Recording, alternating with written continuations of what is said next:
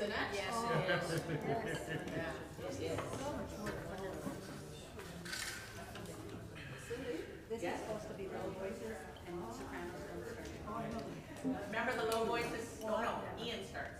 No, and the other song, the very first sentence, low voices mean alto too, right? Yeah, okay. So I was supposed to be singing. Yes, you are. I should have said lower voices. I know, I'm right beside you. I know. It just sounded so Cindy? Yes. Compared to what we normally sing. Sarah was here last time, so I just That's because I'm saying up on. we also come in at bar 29 when I one of those days. Yeah, It's okay. been one of those weeks. Yes. That's Sing the okay. when I. When I, thank you. Oh, it's No, it's right. important that we know. Reminder, that's when you, for altos and low voices, when you come in for close my eyes, come in on when I. So it's Oh, yes, not- yeah, we don't leave it out. I close. Yeah, yeah.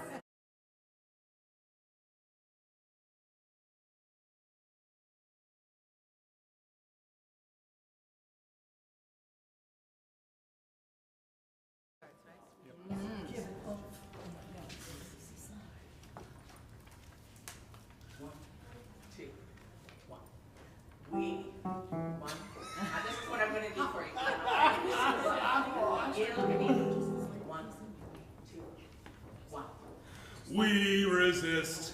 Nice. We refuse There it is. to let hatred in. We rise up. We won't back down. We're in this till the end. We resist, we refuse to let hatred in. We rise up, we won't back down. We're in this till the end. We resist, we refuse to let hatred in.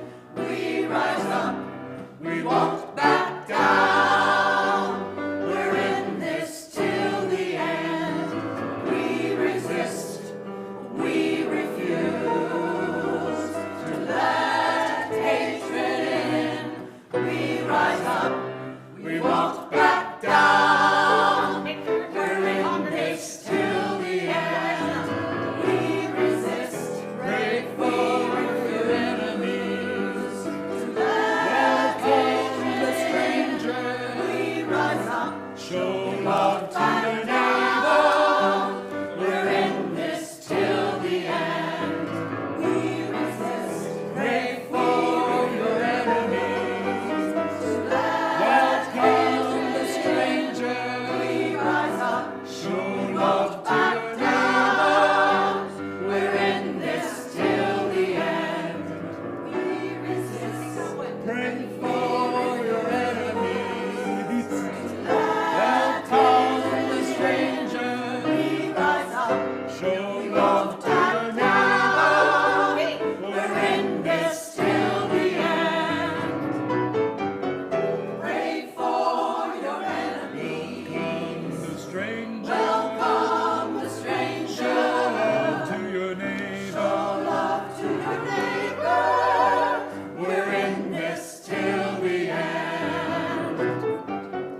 Pray for your enemies. The stranger. Welcome the stranger. To your neighbor. Show love to your neighbor. We're In this till the end. We're in this till the end. My God. Oh, Well done. oh, my God. Nice job, Ian. I just let myself project to the clock. So that's all I And beyond. And beyond. I think we should probably go through harmony again. Josh, are you there? I would not be against it. You'd feel more confident, for sure, because you're worried, you know what I mean? You're the one who's doing all that stuff. I have a question. Oh, That's the one that, I had that when I went to my son's wedding, and now Mary Solig has it, because we had the swap. But mine is in navy blue with a red thing, but it's exactly the same. Yeah. Oh, cute. Yeah. Not fun when you have to pee, I must say. Oh, No, yes, that's, yeah. it doesn't come with it. Yeah, my shoulders are large, I so wear it's like, a cashmere, red cashmere. Oh, lovely. It's great for dancing. Oh, yes, I guess. okay. Right, Karen? Yes, I know. Except in blue. Oh, mine is in blue. Thank you.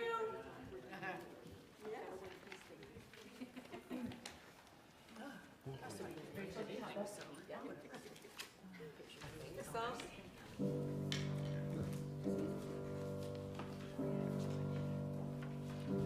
Would you harbor me? Would I harbor you?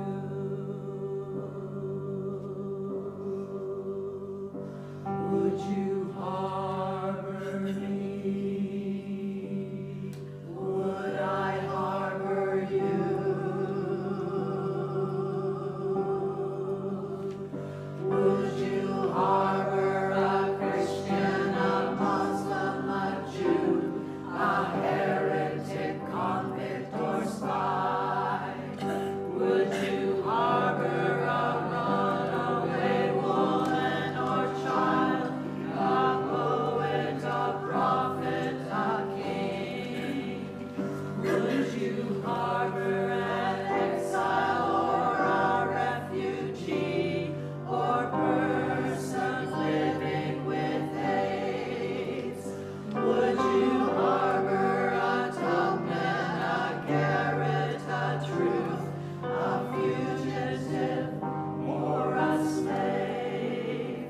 Would you harbor a Haitian, Korean, or Czech, a lesbian, or a gay? Would you harbor a Christian, a Muslim, a Jew, a heretic? Yeah, I know we're not in sync at all. No, We have to keep we're behind, so Yeah, we're not listening very much. whoa, that's fast. Yeah. That was fast. Well, I went slow. I know. Yeah. And let it go. Yeah, that's a good Because I idea. think we had it really nice, so if you're not, I think by that point, Yeah, it will be okay. okay, so we don't need to do it again. Okay. But we will do it. I think it's good because the audience will get more from the song. Yes, oh, Yeah, yes. Yeah. Oh, yes. Sorry. Audience here sipping. Okay. You are free until 10:25 in your seats, please. All righty, yes, ma'am. Yes. Oh, we have 5 minutes. This is 5 Harbor me minutes is first. Yeah, and then, past. I wish Which someone. when I close my eyes is second. I found this in front of the choir. Any belong to anybody? It just fell. They are rare. No, it did, but I found it there. Oh. They are rare things. I am so in love with this choir. I'm so glad. Choir is great, isn't it? Oh, my goodness, especially Sunday morning. And you know what? It's fun. Oh, it's Oh, okay. just saying, I'm not. For next week. It's,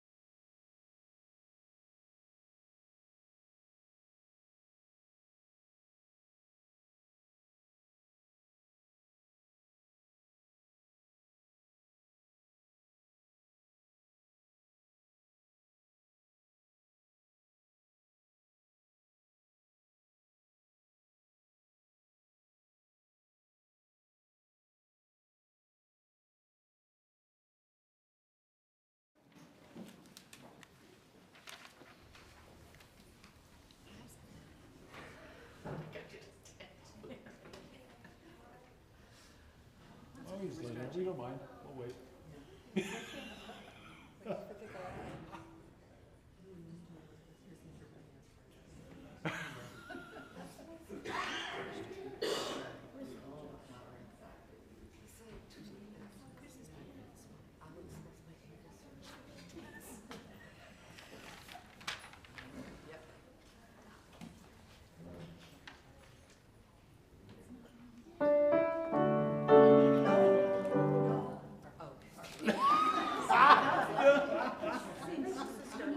That's actually what's listed. Josh, remember I told you I changed it? I did change it. I was not informed. We're doing when I close, when I do her. It's different.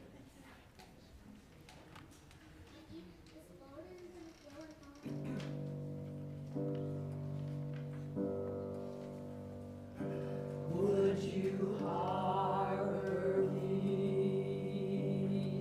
Would I harbor you? Would you harbor me? Would I harbor you? Would you harbor a Christian, a Muslim, a Jew, a heretic, convict, or spy? Would you harbor a runaway woman or child, a poet, a prophet, a king? Would you harbor an exile or a refugee or person living with AIDS? Would you harbor a Tubman, a Garrett, a Truth, a fugitive, or a slave? Would you harbor a Haitian, Korean, or Czech, a lesbian, or a gay? Would you harbor a Christian, a Muslim, a Jew, a heretic, convict, or spy? Would you harbor a runaway woman or child, a poet, a prophet, a king? Would you harbor an exile or a refugee, a person living with AIDS? Would you harbor a Tubman, a Garrett, a Truth, a fugitive, or a slave? Would you harbor a Haitian, Korean, or Czech, a lesbian, or a gay? Would you harbor me? Would I harbor you? Would I harbor you? Would you harbor me? Would I harbor you? Would I harbor you? Would I harbor you?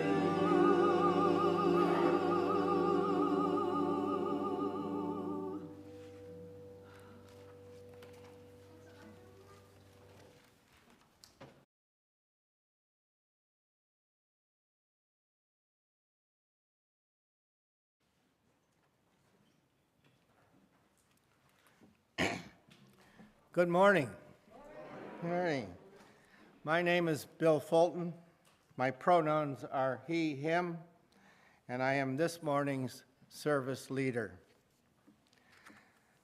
I want to thank today's service team, which includes music ministers Gisela Deptak and the UU Choir accompanied by Rachel Derry.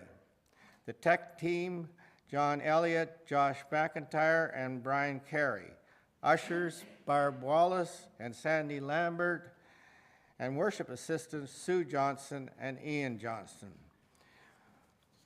We welcome you today, whatever the circumstances of your life. in the many ways we identify as people and in the diversity of how we love and live.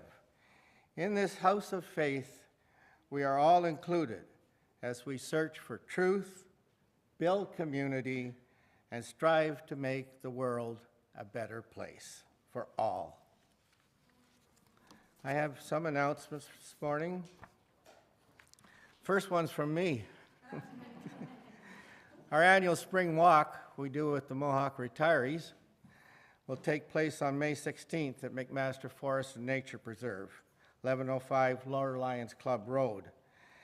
It'll be at 10:30 a.m. and the directions are in the all-church email.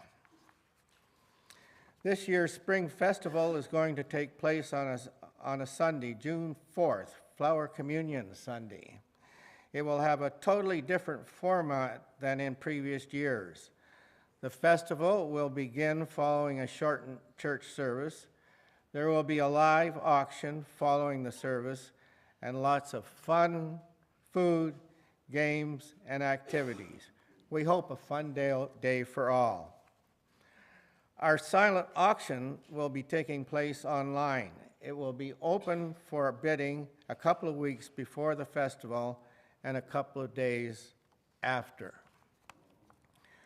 This is where we need your help. We need experiences and items to bid on. If you and a fellow congregant have a fun experience to offer or a unique item or event to put up for auction, please be in touch with Sheila Dooley or Gail Rapolt. See the two women in the spring hats. Are they here? There they are. If you have not done this before and have questions, do not worry, we are here to help. Donating the silent auction is a fun way to build community as well as raise funds for congregational programs. Come talk with us in the foyer after the service. That's the Spring Ladies. And congregants, what does a pop-up art show and sale have to do with us? Well, as you may know, Pat and Mel Weber collected wonderful Canadian art, and while some of the remarkable works have been given to select art galleries, Pat and Mel have generously given over 20 worthy works of art to the church. This coming Friday night, 6:30 to 9 p.m., you can come to a one-night-only pop-up art show and sale. Minimum prices, but of course you can donate so much more. At the Dooleys at 26 Princess Street, Dundas, Ontario. There will be minimum prices, but the donation limit is the sky. For more information, please speak with Barb Wallace, CTS, what's that? Okay. Sheila Dunn Dooley, or check with the all-church email. And be sure to bring your checkbook and e-transfer numbers.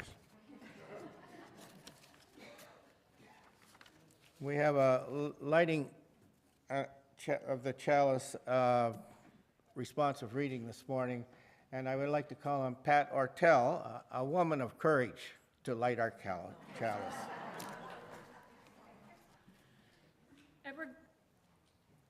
We're going to light our chalice this morning with two voices, two congregational voices. So I am going to invite this half of the congregation, going right down this side, to be reader number one. So this side is reader number one.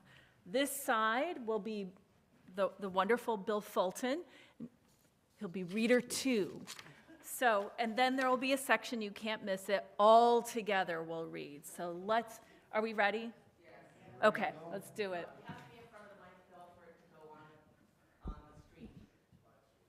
Oh, okay. So readers one, bold and courageous together. The word courage comes from the Latin cor, which means heart. According to the poet Mark Nepo, the original use of the word of courage meant to stand by one's core. A striking concept, that reinforces the belief found in almost all traditions that living from the center is what enables us to face whatever life has to offer. To encourage means to hearten, to impart strength and confidence. This is our work as a religious community, to encourage one another, to be bold in engaging the world around us, as well as what scares us internally, to give one another the confidence in the heart to live as fully as possible. All together. With full hearts, we affirm our relationships with one another. We recognize our agency and our connective power, and we accept our responsibility to be bold and courageous. We light this chalice, a symbol of all that we are, all that we have done together, and all that we will be as our shared ministry encourages those within and beyond our walls. May this flame be our light of friendship and love.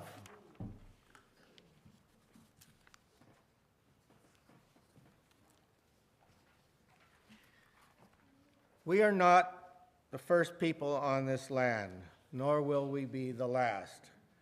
We acknowledge our connection to the web of all existence, honoring the past and preparing for the future.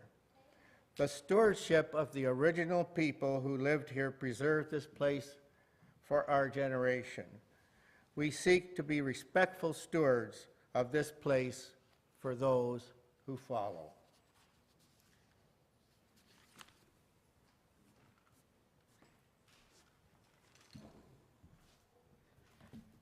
Good morning. It is good to be with you again. I had 2 weeks away from the pulpit, and I have missed you. My name is Reverend Jamie Boyce. My pronouns are she, her, and I have the great privilege of serving this congregation as its interim minister. Thank you for joining us this morning here in the sanctuary at 170 Dundurn and online for those who have gathered with us in the digital world. We are so glad you are here. We gather today to reflect on courage, our theme for the month of May. We will reflect on the call of our Unitarian Universalist faith to live boldly and bravely from the center of our values and commitments during this season of change and transformation in the world. We gather this morning to connect with the heart of community, the breath of our bodies, and the ground of all being, to celebrate once again the gifts of beloved community. I invite you to greet your neighbors, perhaps with a hand on your heart and a mentioning and a reminder that I'm glad you're here. And if you're joining us online, I invite you to greet each other in the chat.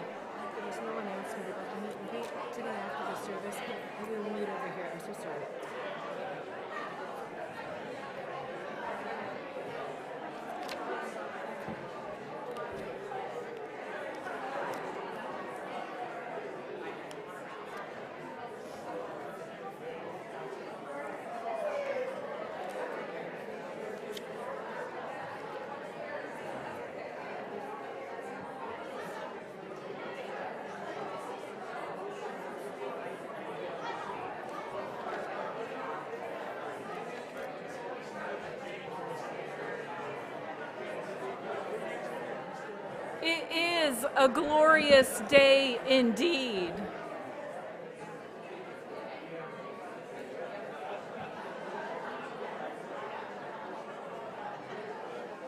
It is good to be together. It is good to gather in the presence of friends.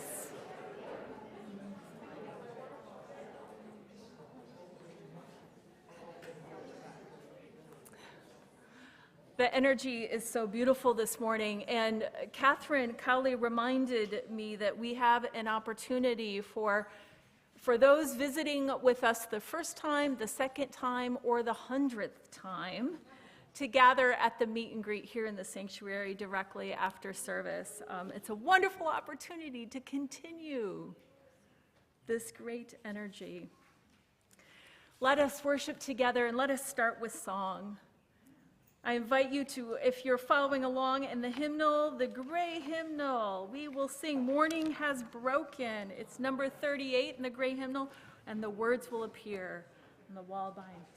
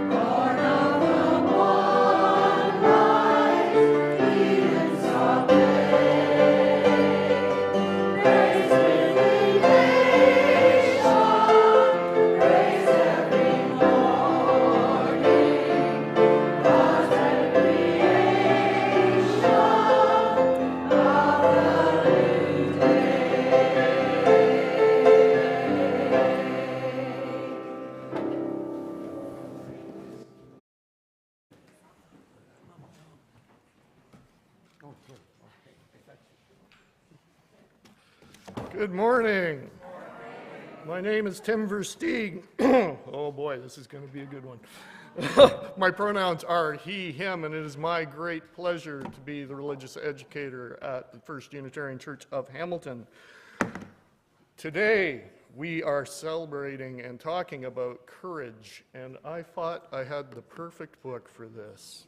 And I'm going to try to do a voice, so bear with me, because I just got a little frog in my throat, but that may actually help. So this book is not 100 years old, although when I told Myas I've had it since I was a child, he said, oh, is it 100 years old? No.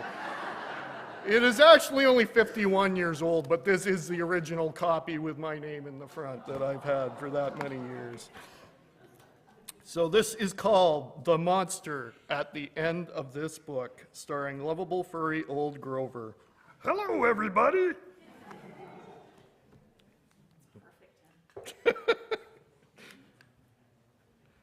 This is a very dull page.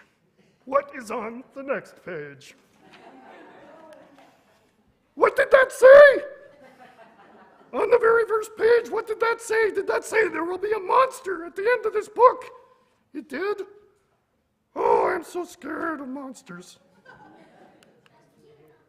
Shh.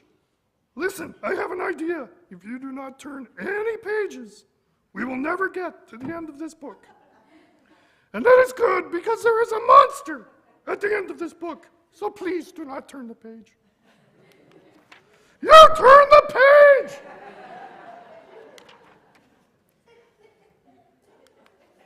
Maybe you do not understand. You see, turning pages will bring us to the end of this book, and there is a monster at the end of this book. But this will stop you from turning pages. See, I am tying the pages together so you cannot. You turn another page! You do not know what you are doing to me. Now stop turning pages.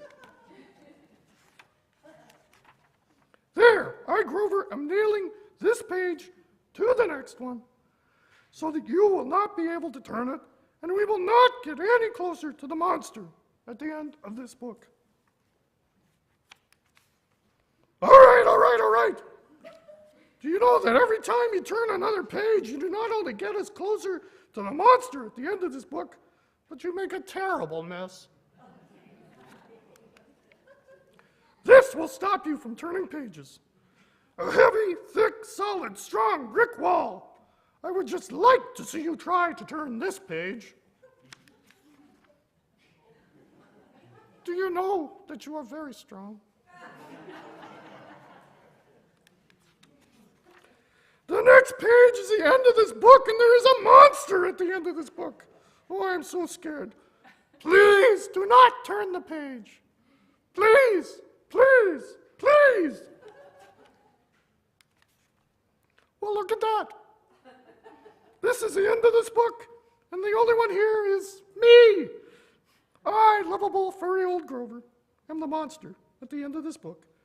And you are so scared. I told you and told you there was nothing to be afraid of. Oh, I am so embarrassed.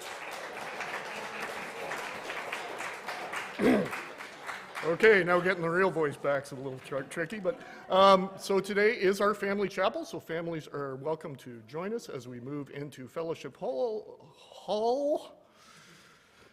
Sorry. And if Jamie will grab our children's chalice, perhaps, and we will head back there for our family service, and we're going to be talking about courage today too, and there's one more monster story coming.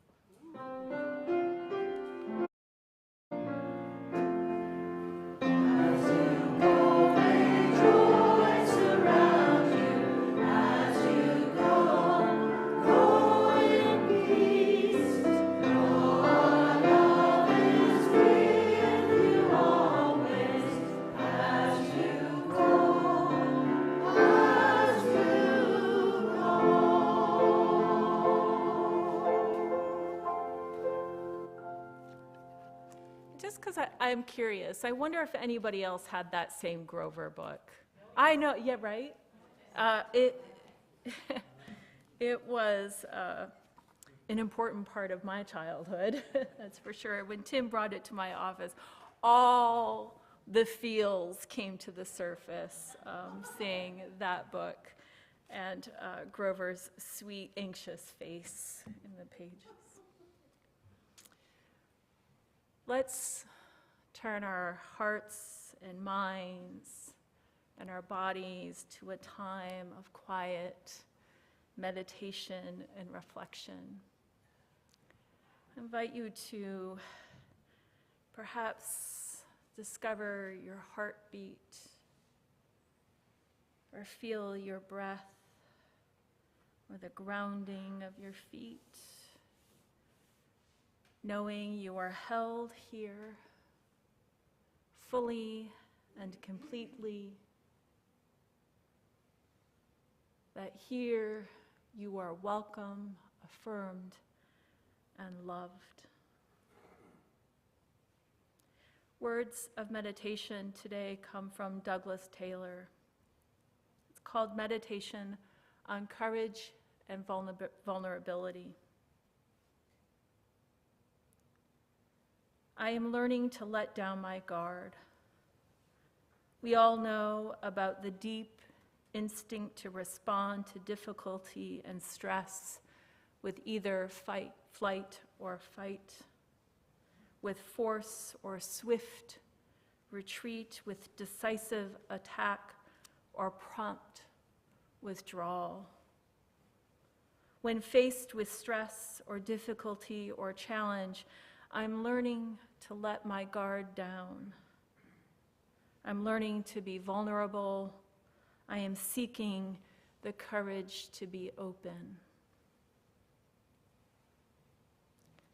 I would have my vulnerability be a choice made from my courage rather than my fear. I would have my vulnerability be my strength. May my strength be not found as a hard shell of defense or a sharp weapon of attack. May my strength instead be found in an open posture of kindness and empathy, like a tree bending gracefully in the windstorm. May my strength be found in a willingness to join in the suffering of others, like a forest of trees together in a storm. May I choose to be receptive rather than protected, sharing rather than shielded. In this way, may I face my own suffering and the suffering of others with a nimble capacity to respond with compassion. In this way, may my vulnerability be an invitation for others to meet me in the open field with a yearning for understanding and peace. I know this is a risk. I know I may be hurt. I know things may not go well. But still, I will seek the courage to set aside the closed fist, the stinging retort, the barbed judgment of others. I will seek within myself the strength to stand exposed and unguarded before the world, in the wind, open to difficulty, not because I cannot be any other way, but because I have chosen the better way. I am still learning to be vulnerable. I seek the courage to be so vulnerable. May I have others who can help me be so courageous. May my example serve others as well as myself. And may my strength be our strength in sharing this life openly with others.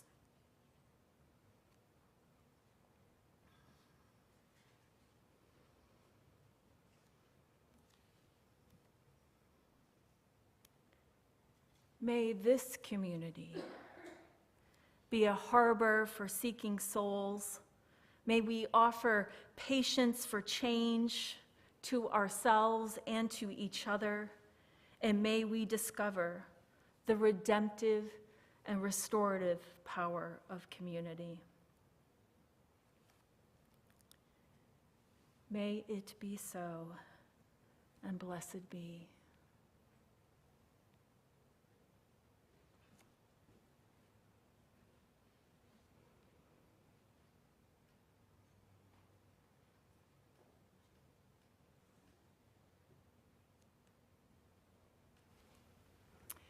As you feel called, I invite the lighting of candles of community.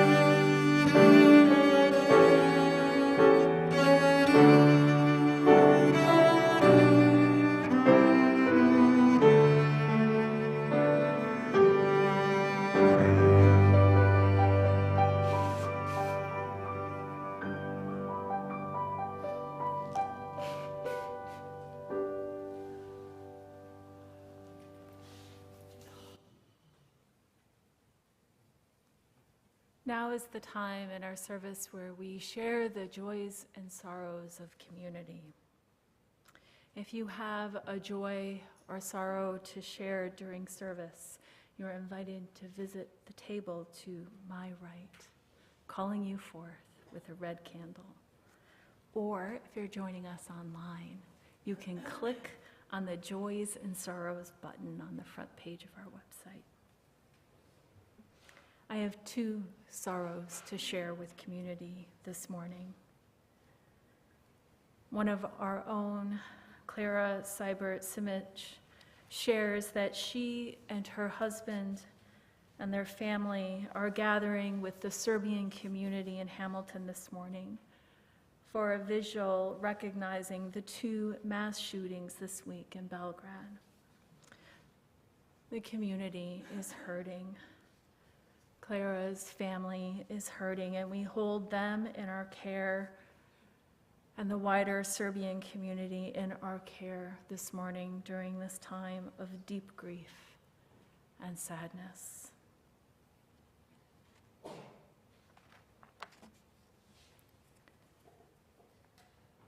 Lila Miklos shares a sorrow from our Hamilton community as well, and invited us to light a candle in memory of former Hamilton Mayor Bob Wade, who passed away this week at the age of 89. Bob was the very first mayor of Hamilton to take part in Hamilton Pride celebrations back in 2001.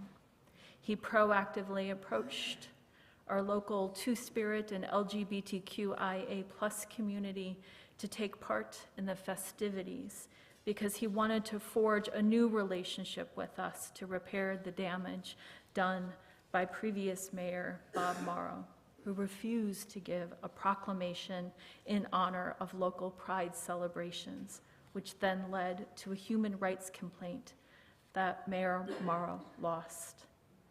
We also have Mayor Wade to thank for the formation of the city's LGBTQ Advisory Committee as well. After Mayor Wade stepped down from office, Lila shares she would often run into him at various events around the city, but she was especially touched when she would see the smile beaming from his face whenever she would sing at his church in Ancaster, Ryerson United. I know that many of us here hold this grief and know that Mayor Bob Wade's memory will be a blessing among us. I have 2 joys to share this morning.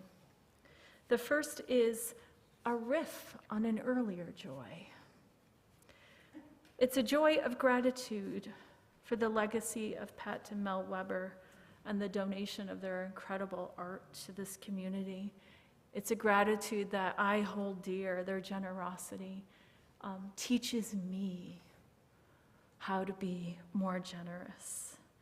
And when I visited with Pat and I saw how magnificent her collection was before she moved out west, I was humbled. We are lucky indeed. So Pat, if you are watching this morning, know that we are holding you with gratitude. Thank you. Finally, I have a joy from Joanne Tunnicliffe, who always blesses me with her noticings of the natural world. And today, Sue and I met at the front door, and the first thing we talked about was the tulips in our garden that seemed to appear magically overnight. Joanne shares the blue azure spring butterflies, orange, I'm not sure of this word, okay, and red trilliums colored our Saturday morning walk. Indeed, spring has arrived and we are lucky, we are blessed. I know that there are joys and sorrows among us that are too tender yet to share, and we await the presence of those joys and sorrows in our community when the time is right for them to come forward. We are here for each other.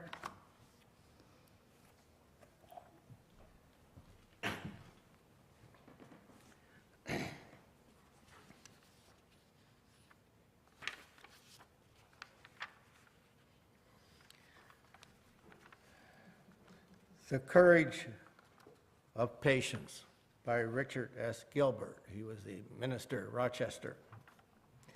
When we are overwhelmed with the world and cannot see our way clear, when life seems a struggle between tedium and apathy, or frenzy and exhaustion, when today seems a punishment and tomorrow a torment, may we find the courage of patience.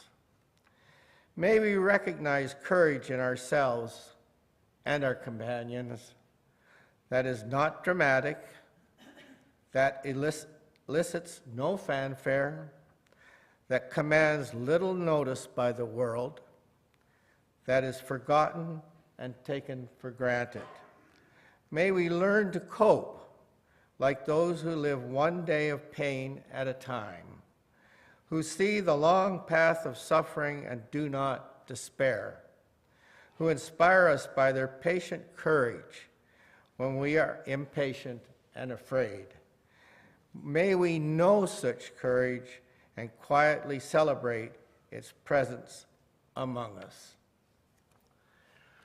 Our offering is a reminder of the spirit of generosity that is at the heart of our religious community. When we share our financial resources, we ensure the continued existence of our church.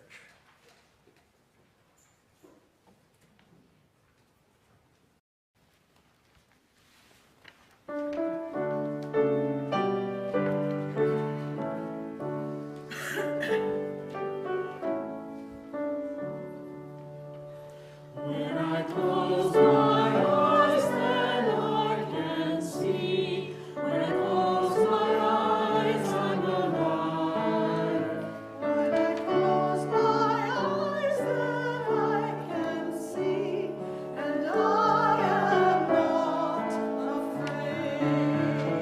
When I try to see the reasons why, if I ever could understand, I would find the hope to let me try, and I am not afraid.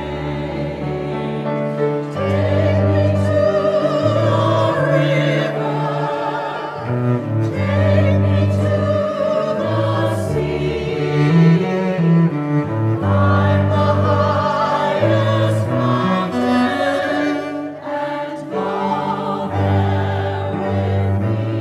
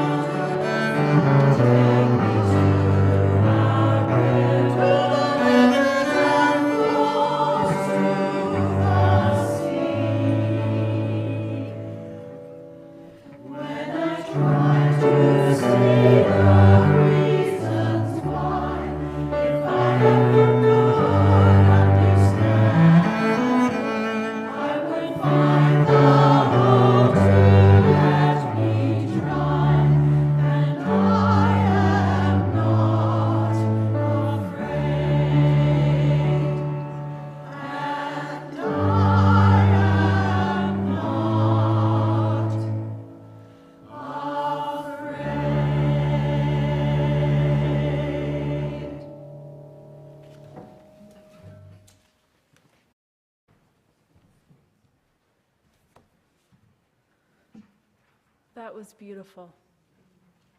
Thank you.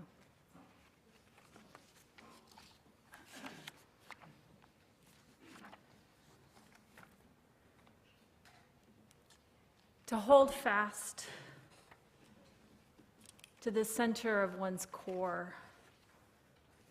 Our chalice lighting words this morning, and I have been holding these words close to me this last week as I have reflected on this morning's message. Last week, I attended the yearly Transitional Ministers Seminar, gathering with colleagues from across North America to explore the challenges, hopes, dreams of transitional ministry, and to practice new frames and tools to lead us into the future. Tools and frames emerging from the experience of the pandemic for sure. Growing threats to democracy, definitely. And our commitments to liberation for people and the earth, most importantly.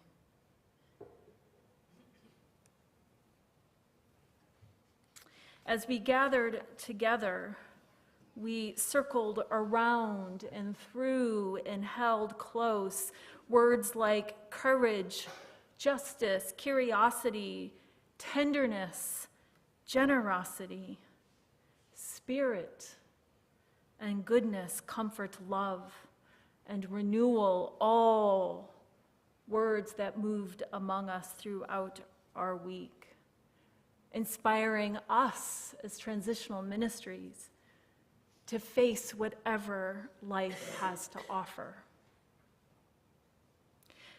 Two lessons emerged during the week for me, lessons that speak to the heart of courage during this season of radical change as we answer the call of Unitarian Universalism to be visionary and revolutionary, as we renew our commitment to beloved communities of love, justice, and collective care. The first was an acknowledgement of the changing religious landscape, not just for Unitarian Universalism, but for progressive faith overall. We were invited to consider that maybe we shouldn't embrace narratives of decline too readily. As you've heard me share here, I believe First Hamilton is poised for the future. Hope is alive in this community. And you are living the promise of the eighth principle. You're open to transformation individually and collectively, the transformation that the eighth principle calls us to engage. And this is the future of our faith. And certainly the beautiful future of this congregation, to be a beacon and a harbor, a source of comfort and care in a world that desperately needs us. A place where suffering is witnessed and surrounded by so great a cloud of witness that it heals, restores, and renews us for the building of beloved community. It was Reverend Bill Sinkford, former president of our Unitarian Universalist Association and a sage. He is the kind of minister that when he comes into the room, there is a hush. Because you know something is about to be said that you need to hear. And he spoke to us, and he has written about this in his own work, that we should be suspicious of the narrative of decline as the chatter of desperation circles to distract us from our work, lest the grip of anxiety, of fear should take hold, like our dear Grover, who is clearly caught up in the grips of an apocalyptic imagination. that we stop turning the pages, stop engaging, and succumb to the institutional and emotional atrophy in the presence of our fears, forgetting that a great love abides and holds us on the journey and in community. As Grover themselves put it, I, lovable, furry old Grover, am the monster at the end of the book. We don't want that fate. That is not who we are.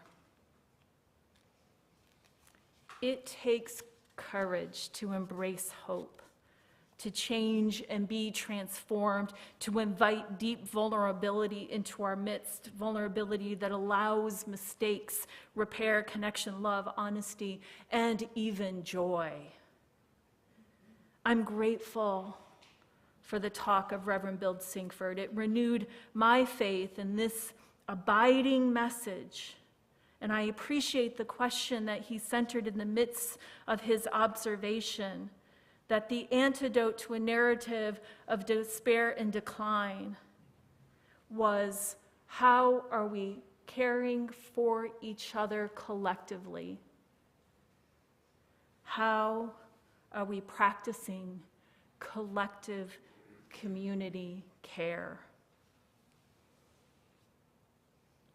It's a powerful question, and one our caring team here has been exploring over the last year. It's also a question as we welcome the change of transitional ministry, the eighth principle, and the new needs of community emerging from the pandemic years that we will continue to ask and grow into. There is no final answer here.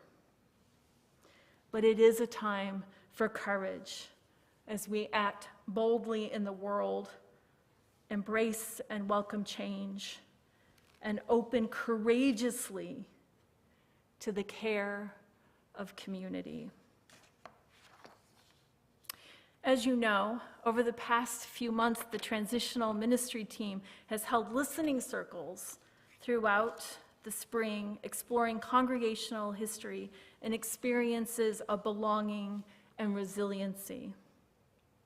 One of the stories that has emerged over and over again was the decision to move from the Lock Street Church, which is now planted on Hamilton if you're hungry for kosher vegan food. But that was our previous congregation. And if you're new here, you might not have known that.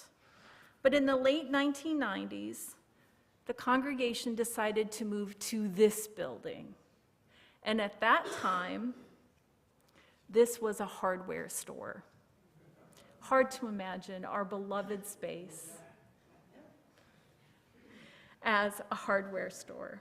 Your minister at the time, Reverend Allison Barrett, held a vision of the future with you, a bold vision that saw you living into the promise of our faith in an extraordinary way. But what really strikes me when I hear these stories about the move, I hear two things. One, there was a processional. Everyone gathered in front of the Lock Street building, and you walked, you made a pilgrimage from the Lock Street Church to this church. I know the memories around that are powerful and compelling and sacred. That was a big, bold, courageous decision, because people tell me that this building was a mess.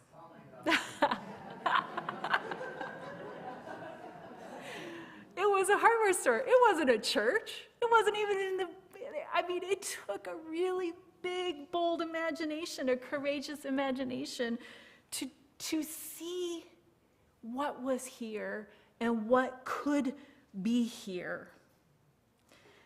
Money was raised, plans were drafted, volunteers recruited, and the community came together to create this magnificent space over 20 years ago. And one of the things when I arrived here that I noticed is this space does not feel 25 years old. It's been loved and cared for. It took courage and commitment. And I know not everyone wanted to move. Not everyone wanted to move. And yet, here you are, fulfilling the promise of that dream. Growing, caring for each other, caring for this beautiful piece of land that we've borrowed.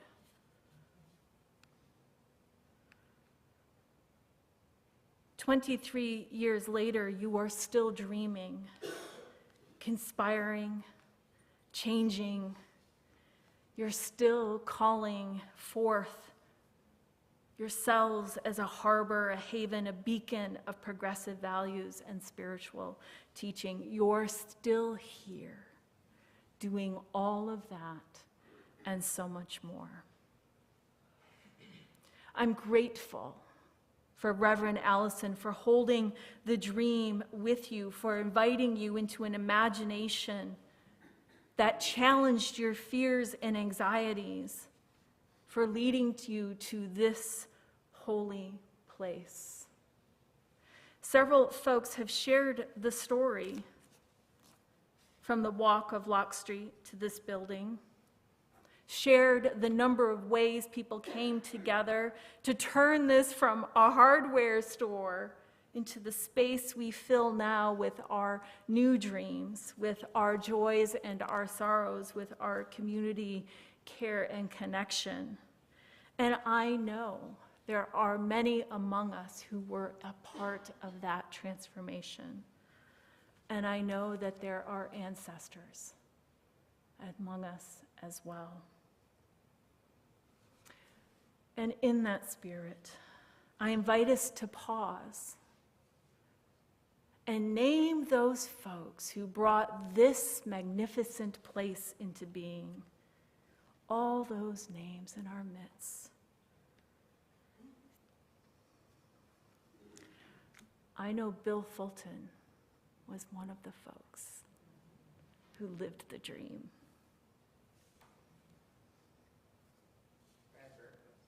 Brad Berkowitz. Mel Weber.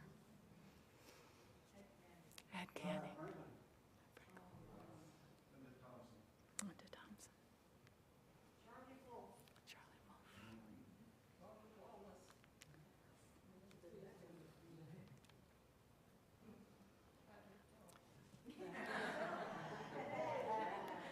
And if you're joining us online, I invite you to drop those names of the ancestors you're remembering into our chat. And I know our ancestors matter here. Our ancestors are whispering to us in this time of transformation, this season where the world feels unsettled and uncertain. I know I am also grateful to Reverend Victoria for loving you so well. This is your story of change, one among many that will guide you into the future as you continue to welcome, yes, I'm afraid it's true, even more change.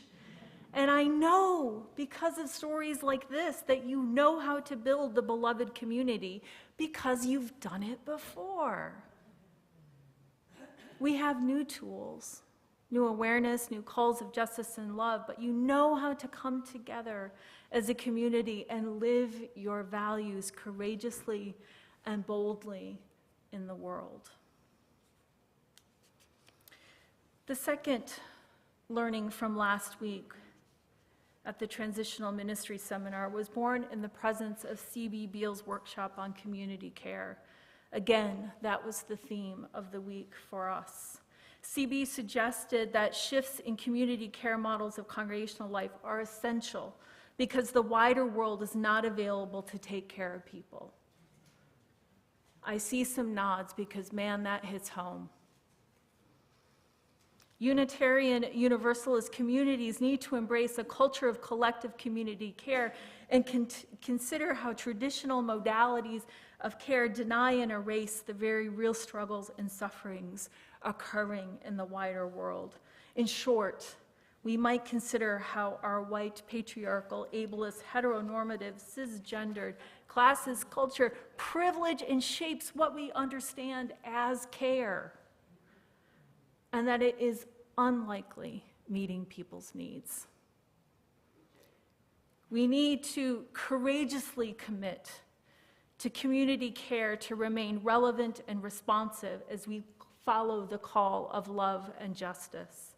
CB pointed out that community care is a way to collectively and collaboratively identify and holistically respond to both generational trauma and systemic and social oppression. CB takes this from the Statement of Community Care from the National Queer and Trans Therapists of Color Network. To build relational, community-based responses with one another that center trauma and oppression. A framework that believes healing, rest, and repair are part of justice work. Based on the centering and the stated needs of those most impacted by injustice. I really had to take a time out with that clarity. I know this to be true about our communities, and I know that it's scary, and we're going to have to find our way forward.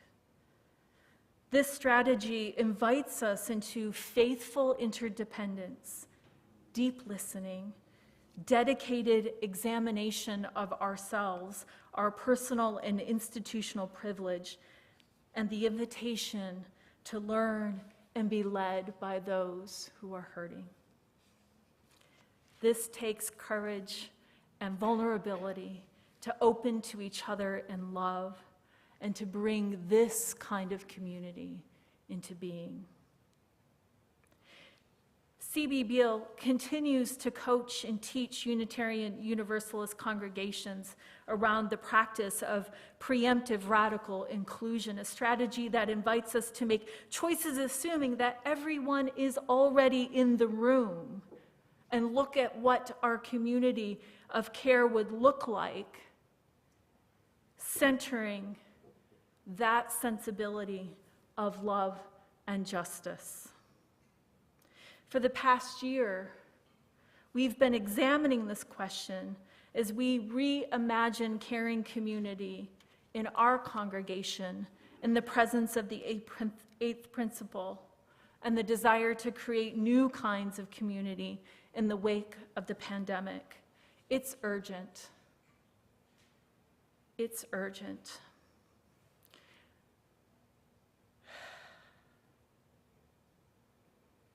And I feel hope. We are coming together in new ways. We are doing new things in decidedly different ways. We are organizing our spring festival to be reimagined. We are coming together in a celebratory, multi-generational event. We'll still have a silent auction and an online, we'll have a silent auction online and a live auction here on the sanctuary. And then we will have a community-wide festival on our campus with opportunities for fun and connection. And we are being intentional with an invitation to our community partners, inviting all of our friends to celebrate spring with us. June 4th is also the day we will celebrate a 100-year anniversary of Flower Communion, with Unitarian Universalists around the world. Many of our teams and groups are organizing events for the day, but if you would like to help out with hospitality, being some helping hands, we are grateful for all that support. I think Barb Wallace there's Barb. Check in with Barb if you feel like helping out on June 4th. It's an opportunity, a magnificent way for us to celebrate connect, invite our neighbors and community partners. And it's just one way that we are widening the circle of community and courageously living our values with one another. Finally, as we live from the center of our lives and our values, we are also doing that as we continue to grow into the call of the eighth principle. Soon, we will have recommendations from the Equity, Diversity, and Inclusion Audit to support the transformation of our community. With a history of welcoming big changes, I know you are ready for this shift. And we now have an eighth principle implementation team launched to further support the congregation and community in mapping programs, supports, and methods of accountability so we can be bold with our aspirations and our commitments. It's been an exciting year. And as we wind down towards June, I want to celebrate with you and tell you how lucky I feel to serve this bold and courageous community, to bear witness to your love and your dreams, to notice the commitment that you bring to building beloved community as it flourishes and challenges and brings all its glorious complexity to your doorstep. The future is bright. May the invitation to vulnerability, leading from your core values, encouraging each other with love, compassion, and honesty, meet you in the growing places of this journey and strengthen your resolve. May we remain bold and courageous together.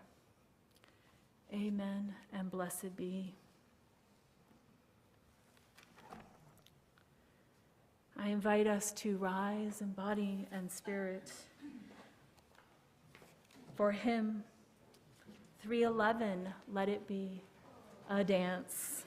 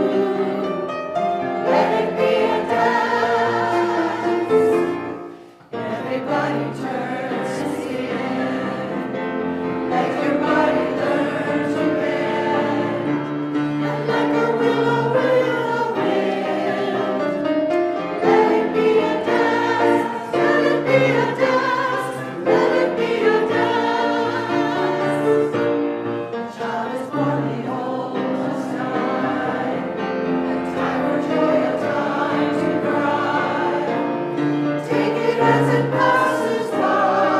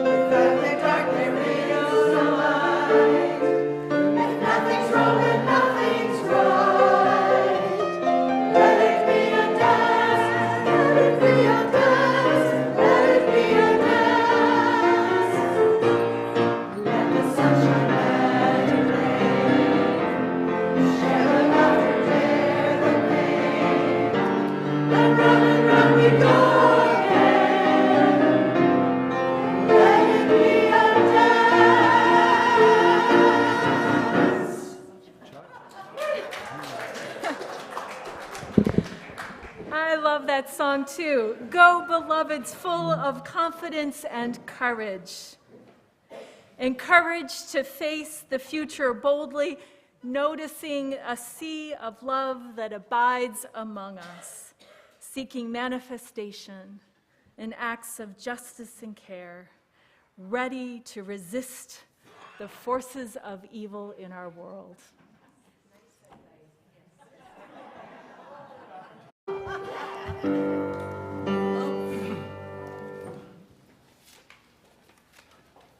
We resist, we refuse to let hatred in. We rise up, we won't back down. We're in this till the end. We resist, we refuse to let hatred in. We rise up, we won't back down. We're in this till the end. We resist, we refuse to let hatred in. We rise up, we won't back down. We're in this till the end. We resist, we refuse to let hatred in. We rise up, we won't back down. We're in this till the end. We resist, pray for your enemies to let hatred in. We rise up, show love to your neighbor. We're in this till the end. We resist, pray for your enemies to let hatred in. We rise up, show love to your neighbor. We're in this till the end. We resist, pray for your enemies to let hatred stranger. We rise up, show love to your neighbor. We're in this till the end. Pray for your enemies. Welcome the stranger. Welcome the stranger. Show love to your neighbor. We're in this till the end. Pray for your enemies. Welcome the stranger. Welcome the stranger. Show love to your neighbor. We're in this till the end. We're in this till the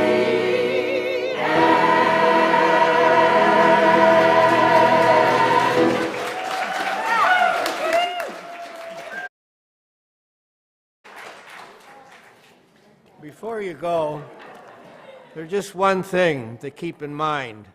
Before we left, when we came here, this was called the True Value Hardware. We are now the True Value Church.